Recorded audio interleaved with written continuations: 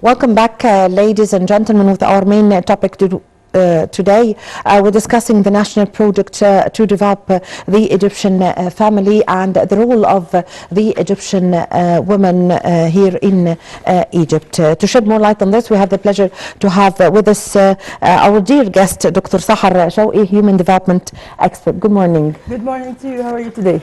Well, Dr. Shawki, could you give us your insight concerning the initiative by President Abdel Fattah al-Sisi in order to develop the national project to develop the Egyptian family?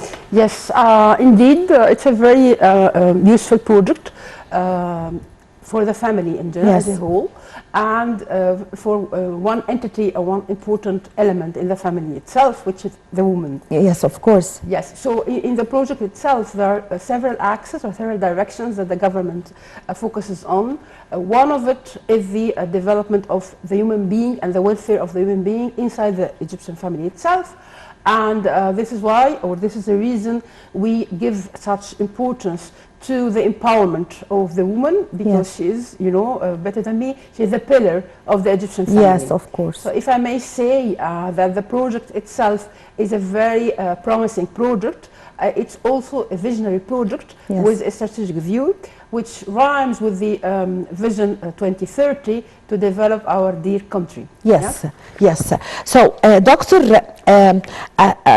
before we go on air, I told you we were going to discuss the national project to develop the Egyptian family. And you told me that you would like to focus on the woman. Yes, the mother or the Egyptian woman who is the pillar of the Egyptian family. So when you read this topic, the national project to develop the Egyptian family, why do you want to focus on the woman? Because one of the most important axes in this project itself, if I may go back to the launch of the project, when the president a few years back Yes. had his first speech, or the Ministry of Planning, for example, and at the time it was Planning and Administrative Reform, which is now Economic Development. There is a very important impact and influence on the woman itself by allowing women to take part in the society. And one of the things that have been done or exerted in that effort was to ensure that the woman at a certain age, from the age of 18 until the age of 40, to be granted, you know, many chances for her to be empowered and not. And this, of course, if in light of this project, has a very specific target. Yes. Because one of the targets of the government is to reduce, you know, the level of, you know, of newborn, or the percentage of newborn, or as we may say, the proliferation, in order for the government to be able, you know, to contain that, you know, percentage. So one of it is to also limit the marriage of Yes. the young woman or the young girl, you know, because in this, for example, in Aswan, one of the axes was a focus Yes. on Aswan itself, you know, the Upper Egypt, was to grant, you know, that young woman lots of funds, as we may say, loans. Some people may say, if they go and check the amount that is given to the woman, Yes. they may say it's a very modest amount. No, but it actually starts with this amount, but it allows women, you know, to have a decent life, you know, and to start thinking of something that can generate revenue for the woman in general. Yes. For her not to focus, you know, on an early marriage, and not to represent a burden on the father Yes. or the mother, and to grow up, you know, slowly, and to have a decent life. Yeah. Yes. Yes. Doctor, in several events, the president was always delivering his speeches and statements, speaking to the Egyptian women in many events. Like, for example, in the year 2020, in March of the year 2020, when the pandemic of the COVID-19 started, the president appeared on screen and he spoke to the Egyptian woman, the head of the family, and asked the Egyptian woman to help her family. So could you give us your insight concerning this, how the president really believes on the pivotal role played by the Egyptian woman in the family, and actually he allocated a special year for the Egyptian woman? You asked me a very dear question to my heart. And I always have this vision or this point of view with regards to this initiative, and I always, I'm proud of, of our president, not only for that, for many things, but for this particular focus on the woman, because he's very much aware that nothing can be done during a crisis, without the woman's role. If you talk about, for example, crisis management, if you have a crisis and you want to manage, any pandemic represents a crisis, yeah? So if the woman is not well educated, if she's not well prepared, to contain and to take care of the family during this pandemic, I will give you a personal example. I had in my family, 3 cases of, of COVID-19. I'm sure that if I was not well aware, as a woman, any woman, of this, critical situation and this dangerous situation, I would have never been able, to deal with such an incident. Not because I'm a person that, who works in a human development sector, but because, my instinct as a mother is to take care of my children and my husband and everything. So if I'm not well prepared to digest and to absorb all the shock with a new virus, a new pandemic and so on, I would have never been able, to face up such a situation. And this is one of the reasons that I believe, it's my own point of view, that and everybody, I think, would value this this point of view of our dear president. To take care of the Egyptian woman in particular.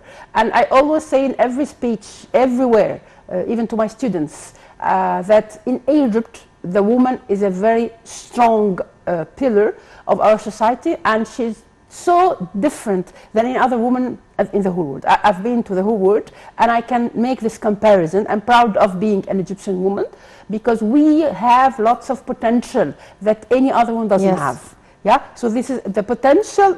Our president, our dear president, is very much aware of the potential that is maybe hidden, behind I don't know, some. I don't want to be a feminist, but behind some dark curtains. Let me put it in a metaphoric way: dark curtains that we need, to take out for the woman to shine and and contribute to the development of the whole country, not only to the Egyptian family.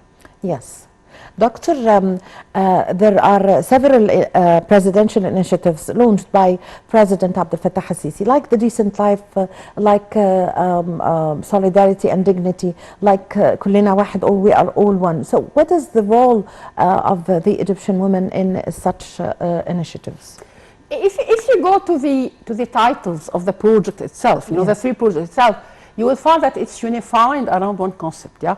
So the main concept is to ensure, the well-being of the family in Egypt. By many means, sometimes by opening up, new horizons, by allocating projects, Yesterday, for example, I was asking myself, why would it be that they limit the age, as a person, it's normal. You ask yourself some questions. What is the rationale behind, limiting the age from 18 until 40, yeah? Because this is, the actual age of marriage in Egypt. I was doing, reflections. The woman starts early. If you go, for example, in the countryside, so the girl marries at this age. Now with the technology and all this modern trends and all this revolutionary thing, you have many girls getting married between 35 to 40. So this is a perfect age. It's a perfect choice.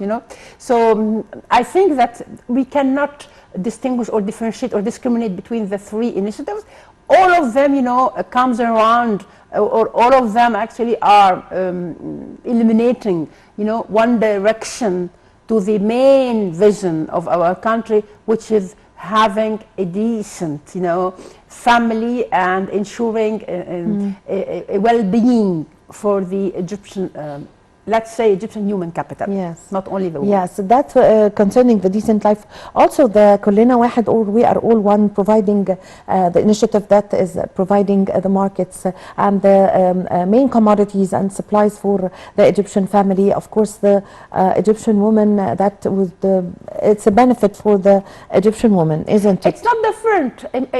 Even if you say كلنا واحد, but We're كلنا all واحد, one, yes. it's a team. It's a teamwork spirit, you know, all one. So it's the same, you know, when we all work together, yeah, Yes. to achieve one objective, yeah, we will have a decent life. You know what I mean? Yes. So it's not only when it comes to opening new markets or to exploring new markets. All of them, you know, exploring new markets, having new projects, empowering, you know, the poverty or reducing the poverty in Egypt. Everything, if you go into details to the steps of every initiative, you will find that it's all aligned, you know, and this is the beauty of it. Because I believe in the past, being a person who works in the domain, in the past we didn't have that. We Yes. had many initiatives, but you know, every initiative had its own, you know, direction. The beauty of it is that all initiatives that comes out of from the government, even in the education, any sector, you will find that it's all around one strategic, you know, vision. And this is what really make me proud, you know. It makes me proud because we are now going into the right, you know, strategic direction. Yeah. Yes, yes. Doctor, what do we expect from the project of developing the Egyptian family? What would be the outcome in the near future? I cannot say in the near future, because when you talk about vision, this is something that we are going to yes, gain by time. Exactly, by time. So thank you very much for the question. It's a very visionary question. I value that. The issue is that when generally in the strategic planning or strategic management, there is a framework, there is a timeline that we focus on in Yes. general. So you have you know, the I don't know, the minimum is 3 years, and the average 5 years, and you know, maximum is 10 years. So for us, because it's Vision 2030, if we could, you know, achieve all the believed or all the dreamed outcomes of those initiatives by 2030, we would be on the right track. Because you know that change takes time. Yes. Yeah. So with all the things that we see, with all the resistance, the negative comments, Yes. the positive feedback, everything, we will achieve something brilliant and revolutionary. And I hate when people, for example, I read an article yesterday that people are starting to criticize us and to compare what we do because we would like to be another Dubai. It's not that. Every country has its own flavor. Identity. Exactly, Yes. and its own identity. We have our own identity as Egyptian, as Yes. being Egypt. Egypt is a glory. When you know, Yes. The land of yeah. civilization and heritage. Exactly. So, and if you go back to the women, you know, it's since thousands of years, you know, all the role models that we had, you know, Yes. by all our queens. And Egyptian queens, yes, Exactly, of the Egyptian queens, the woman had always been a very powerful and essential. Exactly. Played an essential role. Yes, and if you read the history, the woman was the one who was governing. The woman was the one who was. I don't want to mention names like Cleopatra or any other woman king. But the issue is that the woman is not something new that we want to show people. You know, to show to people. It has always been there. Maybe we have been through many years where this role was not explored or put into light, but I'm damn sure, pretty sure that with all these initiatives, we will be able to achieve what we would like to have. Yes, Dr. Shawki, because you said that we would love to like to concentrate on the role of the women. What would be the role of the women in the you know, in knowing the negative effect of the overpopulation, you know, and also how is this a kind of human development also? You know, we have always been struggling with this overpopulation, you know, I don't know, question. Let's say not problem, question. Yes. because no matter what we do, you know, for ages, regarding the education of the woman, that we should not, you know, have, you know, many children, the woman still believes, and not only the woman, yeah, the man, you know, specifically in a certain part of the country, that the man, you know, would be, you know, his successor and all these things, while it has proven that you have also girls that, you know, form the strength of the family and act same as a man. So I believe that the woman has to be well educated to understand that having, you know, a maximum of 2 children would be enough. You know, any woman would like to fulfill, you know, her instinct to be a mother. So I believe if the woman is well educated, that either having 2 or 1 child, because you can have 10 children and they won't be, you know, beneficial for you. So you can have only 1 child, and this child will be your backbone, you know, in life. I thank you very much for your time. Thank you for providing us with this valuable information. Thank you, Dr. Sahar Shawki, Human Development Expert. Thank you very much. Thanks, good to you, and have a good day. Thank you. Good day to you. Well, with this, my dear viewers, we come to the end of this episode of our program, The Breakfast Show. My name is Amal Mukhtar. Thank you for watching.